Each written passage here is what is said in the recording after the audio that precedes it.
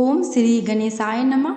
ओम नमो भगवते वासुदेवाय नमः। दोस्तों, आज के वीडियो में सुनेंगे वैशाख मास महात्म्य की आगे की कथा। इस अध्याय में जानेंगे मनुष्य शरीर प्राप्त करने की महिमा, धर्माचरण ही मुख्य कर्तव्य, शरीर और संसार की दुख रूपता तथा नश्वरता, मोक्ष धर्म निरूपण।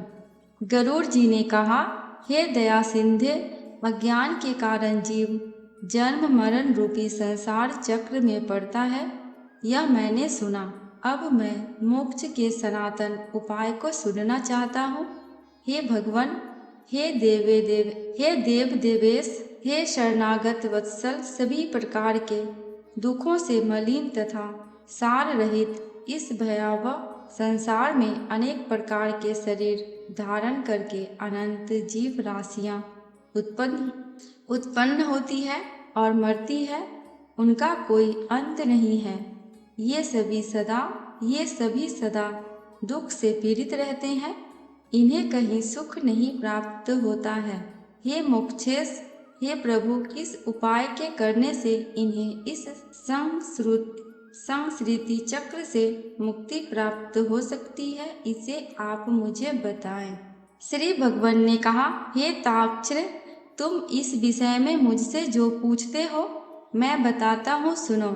जिसके सुनने मात्र से मनुष्य संसार से मुक्त हो जाता है, वह पर ब्रह्म परमात्मा निष्कल पर ब्रह्म स्वरूप शिव स्वरूप सर्वज्ञ सर्वेश्वर निर्मल तथा द्वैत भाव रहित है।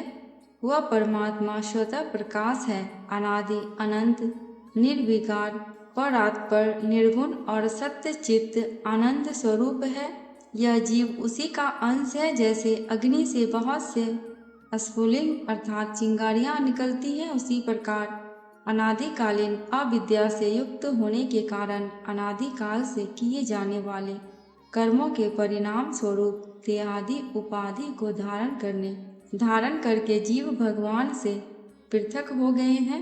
वे जीव प्रत्येक जन्म में पुण्य और पाप रूप सुख दुख प्रदान करने वाले कर्मों से नियंत्रित होकर तत्व जाति के योग से शरीर आयु और कर्मानुरोधी भोग प्राप्त करते हैं। हे खग, इसके पश्चात भी पुनः वे अत्यंत सूक्ष्म लिंग शरीर प्राप्त करते हैं और यह कर्म मोक्ष पर्यंत स्थित रहता है। ये जीव कभी वृक्ष लतादि जड़ योनियों में, पुनः कृमि योनियों में, तदनंतर जलचर पक्षी और पशु योनियों को प्राप्त करते हुए मनुष्य योनि प्राप्त करते हैं, फिर धार्मिक मनुष्य के रूप में और पुनः देवता तथा देव योनि के पश्चात क्रमशः मोक्ष प्राप्त करने के अधिकारी होते हैं। उद्दिज, स्वेदज और पिंडज, इन 4 प्रकार के शरीरों को सहस्त्रों बार धारण करके उनसे मुक्त होकर पुण्य प्रभाव से जीव मनुष्य शरीर प्राप्त करता है, और यदि वह ज्ञानी हो जाए तो मोक्ष प्राप्त कर लेता है। जीवों की 84 लाख योनियों में मनुष्य योनि के अतिरिक्त अन्य किसी भी योनि में तत्व ज्ञान प्राप्त नहीं होता। पूर्वोक्त विभिन्न योनियों में हजारों हजार करोड़ों बार जन्म लेने के अनंतर उपार्जित पुण्य पुंज के कारण कदाचित मनुष्य योनि प्राप्त होती है।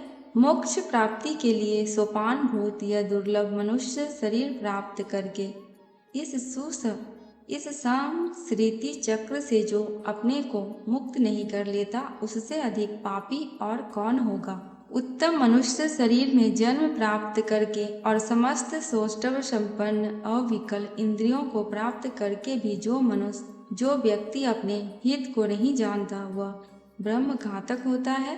शरीर के बिना कोई भी जीव पुरुषार्थ नहीं कर सकता, इसलिए शरीर और धन की रक्षा करता हुआ इन दोनों से पुण्योपार्जन करना चाहिए। मनुष्य को सर्वदा अपने शरीर की रक्षा करनी चाहिए, क्योंकि शरीर सभी पुरुषार्थ का एकमात्र साधन है, इसलिए उसकी रक्षा का उपाय करना चाहिए। जीवन धारण करने पर ही व्यक्ति अपने कल्याण को देख सकता है। गांव, क्षेत्र, धन घर और शुभाशुभ कर्म पुनः पुनः प्राप्त हो सकते हैं, किंतु मनुष्य शरीर पुनः पुनः प्राप्त नहीं हो सकता। इसलिए बुद्धिमान व्यक्ति सदा शरीर की रक्षा का उपाय करते हैं और कुष्ठ आदि रोगी भी अपने शरीर को त्यागने की इच्छा नहीं करते। शरीर की रक्षा धर्माचरण के उद्देश्य से और धर्माचरण के ज्ञान प्राप्ति के उद्देश्य से ज्ञान, ध्यान एवं योग की सिद्धि के लिए और फिर ध्यान योग से मनुष्य अविलंब मोक्ष प्राप्त कर लेता है। यदि मनुष्य स्वयं ही अपनी आत्मा का अहित से निवारण नहीं कर लेता तो आत्मा का दूसरा कौन हितैषी होगा जो आत्मा को तारेगा। जो जीव मनुष्य के शरीर में रहकर इसी जन्म में नरक रूपी व्याधि की चिकित्सा नहीं कर लेता, वह परलोक में जाने पर जहाँ औषध नहीं प्राप्त है, नरक व्याधि से पीड़ित होने पर फिर क्या कर सकेगा। वृद्धावस्था बाघिन के समान सामने खड़ी है। फूटे हुए घड़े के गिरने वाले जल की भांति प्रतिक्षण आयु समाप्त होती जा रही है। रोग शत्रु की भांति प्रहार कर रहे हैं, अतः श्रेय प्राप्ति के लिए जीव को अभ्यास करना चाहिए। जब तक दुख प्राप्त नहीं होता, जब तक आपत्तियां घेर नहीं लेती और जब तक इंद्रियों में शिथिलता नहीं आ जाता, तब तक श्रेय प्राप्ति के लिए जीव को प्रयास करते रहना चाहिए। जब तक यह शरीर है तभी तक तत्व ज्ञान का अभ्यास करना चाहिए। भवन में आग लग जाने पर कौन ऐसा दुर्बुद्धि मनुष्य है जो कुआं खोदना प्रारंभ करता है। बहुविध सांसारिक कार्य प्रपंचों में व्यस्त रहने के कारण काल का ज्ञान नहीं होता। यह क्लेश की बात है कि मनुष्य अपने सुख दुख और हित की बात को नहीं समझता। संसार में जीवों को उत्पन्न होते हुए, रोग आदि से दुखी होते हुए, मृत्यु प्राप्त करते हुए और आपत्तिग्रस्त तथा दुखी देखकर भी सांसारिक मनुष्य मोह रूपी मदिरा को पीकर कभी भी भयभीत नहीं होता।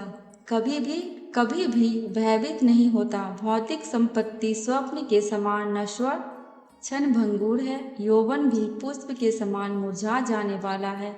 आयु बादलों में चमकने वाली बिजली के समान चंचल है। यह सब जानते हुए भी मनुष्य को कैसे धैर्य हो सकता है।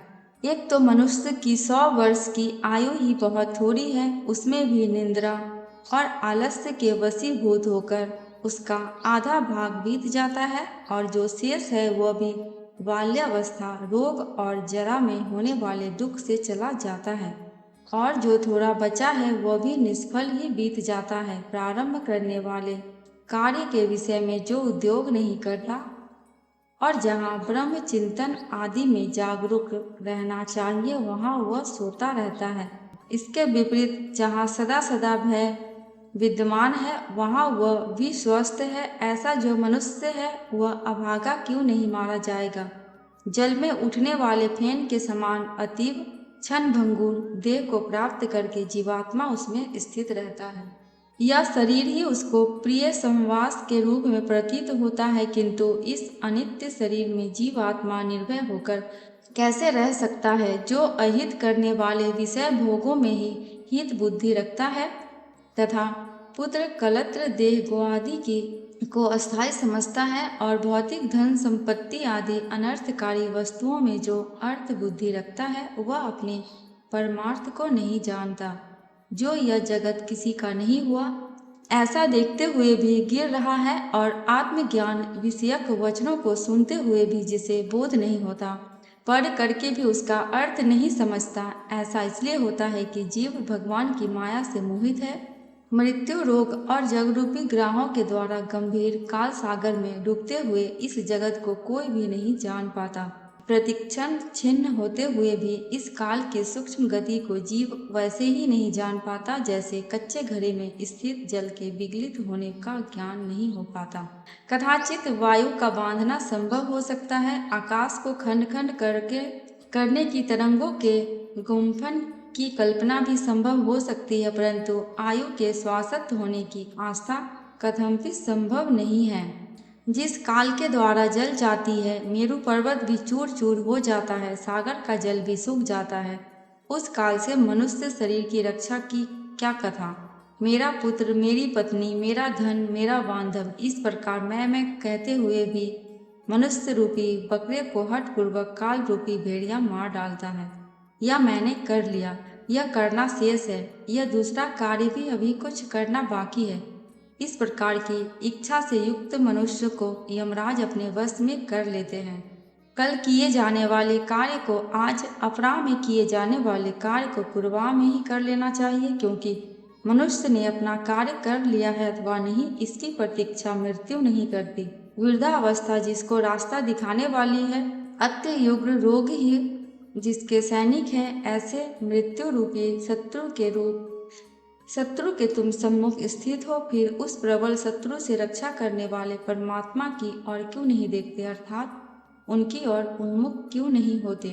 तृष्णा रूपी शूल में बिंधे हुए और विषय वासना रूपी घिसे हुए, सींचे हुए तथा राग द्वेष रूपी अग्नि में पके हुए मनुष्यों को मृत्यु खा जाती है। यह जगत ऐसा है कि इसमें मृत्यु बालकों, युवकों, वृद्धों और गर्भस्थ जीवों सभी को ग्रस लेती है। जब जीव अपनी देह को भी यहीं छोड़कर यमलोक को चला जाता है, तो फिर स्त्री, माता पिता और पुत्रादि से किस प्रयोजन से संबंध स्थापित किया जाए।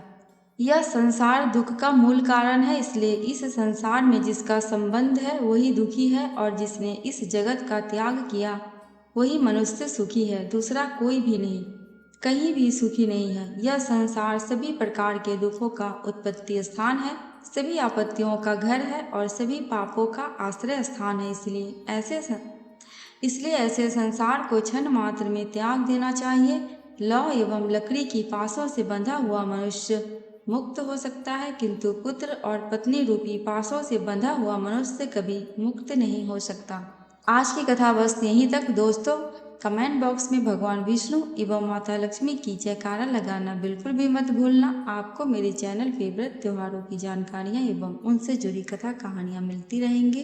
अगर आपको ये वीडियो थोड़ी सी भी अच्छी लगी हो तो प्लीज़ मेरे चैनल को सब्सक्राइब करके मेरे वीडियो को लाइक एंड शेयर कर देना।